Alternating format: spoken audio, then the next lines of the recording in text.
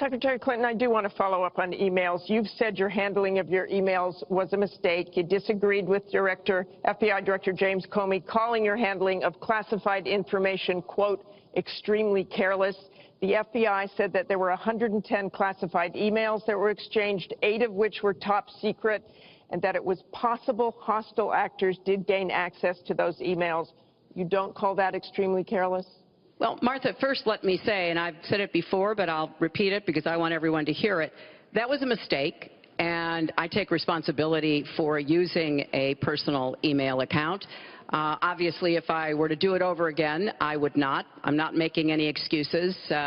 It was a mistake, and I am very sorry about that. But I think it's also important to point out where there are some misleading accusations from critics and others. After a year-long investigation, there is no evidence that anyone hacked the server I was using, and there is no evidence that anyone can point to at all, anyone who says otherwise has no basis, that any classified material ended up in the wrong hands. I take classified materials very seriously, and always have. When I was on the Senate Armed Services Committee, I was privy to a lot of classified material. Obviously, as Secretary of State, I had some of the most important secrets that we possess, such as going after bin Laden. So I am very committed to taking classified information seriously, and as I said, there is no evidence that any classified information ended up in the wrong hands. To go through it, Wikileaks posted more than 2,000 additional emails from Hillary Clinton's campaign chair, John Podesta. This is the hashtag Podesta file, I think, online. That makes more than 4,000 so far, and we're learning from them that Mrs. Clinton talked about insider information about the raid on Osama Bin Laden's hideout with a group of bankers in Canada. What does the CIA think about that? Chief Intelligence Correspondent Catherine Herridge live in D.C. for more now. Catherine, good morning. Well, thank you, Bill, and good morning. These transcripts released by Wikileaks show Hillary Clinton gave a speech to a group of Canadian business leaders in November 2013.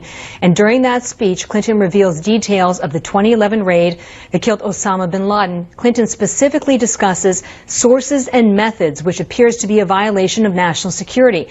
Clinton tells the business group that an intercepted phone call was part of the intelligence trail that led to the al-Qaeda leader's compound in Pakistan. The transcript reads in part, quote, "The people who were the analysts and collectors and good old-fashioned spies who were gathering bits and pieces of information, some of them from cell phone conversations.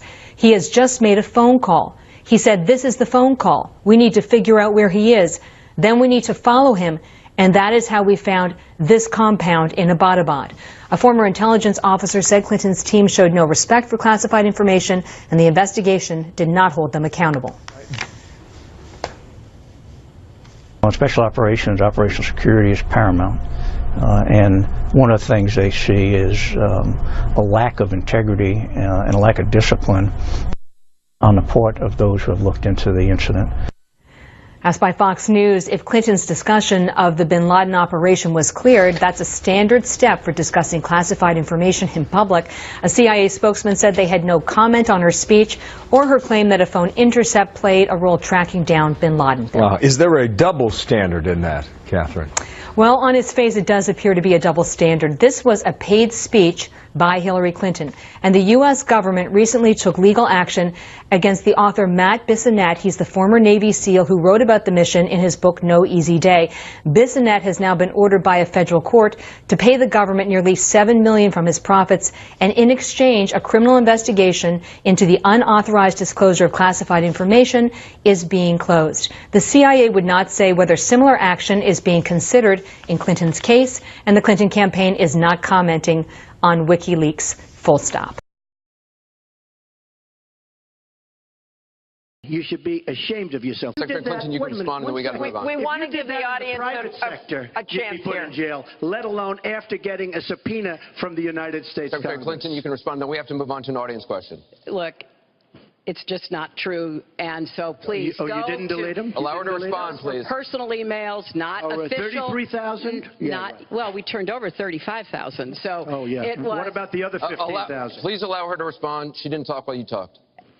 Yes, that's true. I didn't. And you I have didn't nothing in to the say. first debate, and I'm going to try not to in this debate because I'd like to get to the questions that the people have brought here tonight to talk to us about. And get off this question.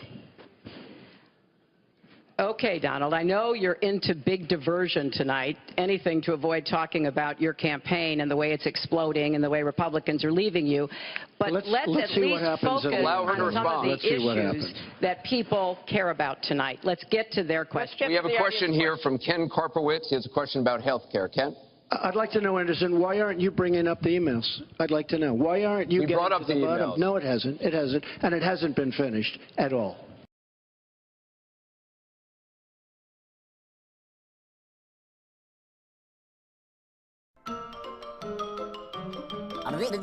That's all, folks.